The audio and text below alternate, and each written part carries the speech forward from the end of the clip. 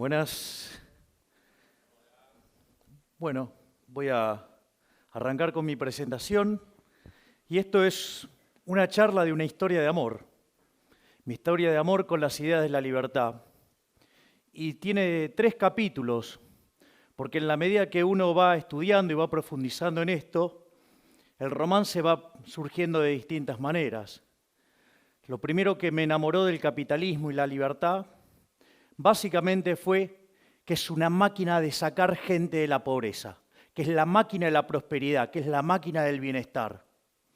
Pero claro, cuando uno avanza en esta idea, se encuentra con detractores que acusan al sistema de ser injusto. Entonces, el segundo momento del romance arranca cuando uno se empieza a poner a estudiar sobre, básicamente, si el sistema es justo o no. Y uno lo que descubre que no solo que es justo, sino que además es el único sistema que es justo. Y como si fuera poco, la tercera etapa es una etapa estética, donde claramente uno llega a lograr percibir la superioridad estética del capitalismo. Entonces, lo primero que hay que comprender es que la historia de la humanidad es una historia donde básicamente siempre la condición del hombre fue la pobreza. Es decir, hace poco más de 200 años, el 95% de la población del planeta Tierra estaba por debajo de la línea de pobreza extrema. Es decir, vivían con menos de $1 diario, ¿sí? Luego llegó el capitalismo, ¿sí?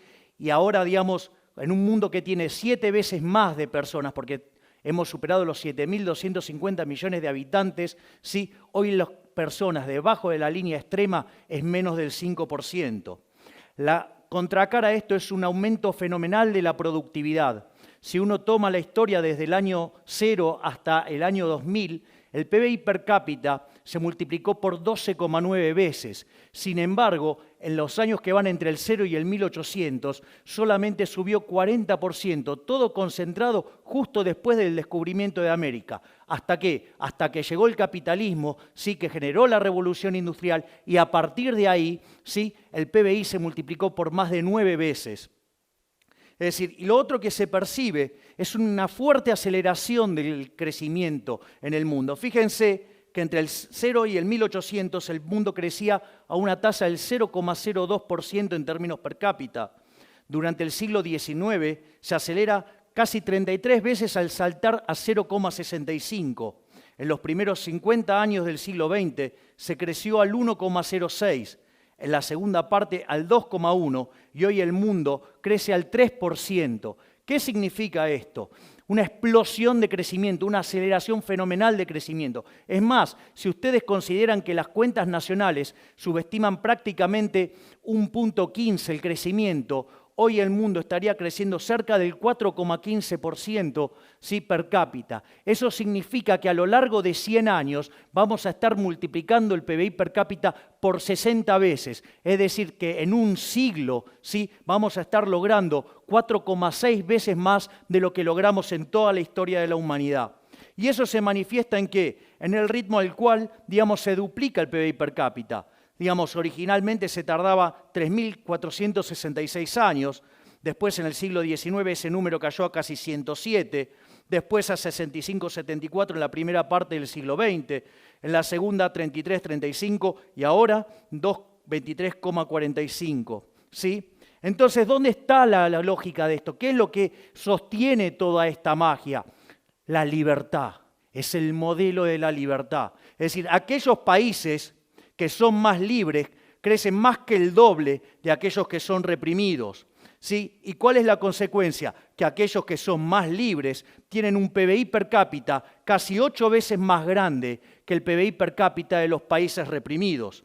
No solo eso, sino que además el decil más bajo de la distribución, es decir, los que peor están, ¿sí?, ganan 11 veces más de lo que ganan los países reprimidos. Y es más, si ustedes se fijan, los del decil más bajo, es decir, los más pobres en los países libres, ¿sí?, tienen el doble de ingreso que el ciudadano promedio, ¿sí?, del país reprimido. pero como la distribución del ingreso lleva un formato de una chi cuadrado, una log normal, eso significa que el 75% de la población aproximadamente vive menos que con el ingreso promedio. Con lo cual, acá quedaría bien claro que es mucho mejor ser cola de león que cabeza de ratón. Es decir, es mejor ser el último orejón del tarro en un país libre, ¿sí?, que ser un jerarca en un país reprimido. Es más, no solo eso, sino que además en los países que son libres, la pobreza es 25 veces menor, ¿sí? Y no solo eso, sino que además, sí, la gente vive más. Entonces, digamos, ¿de qué se sostiene toda esta lógica virtuosa? Son 5 instituciones, las 5 instituciones del capitalismo.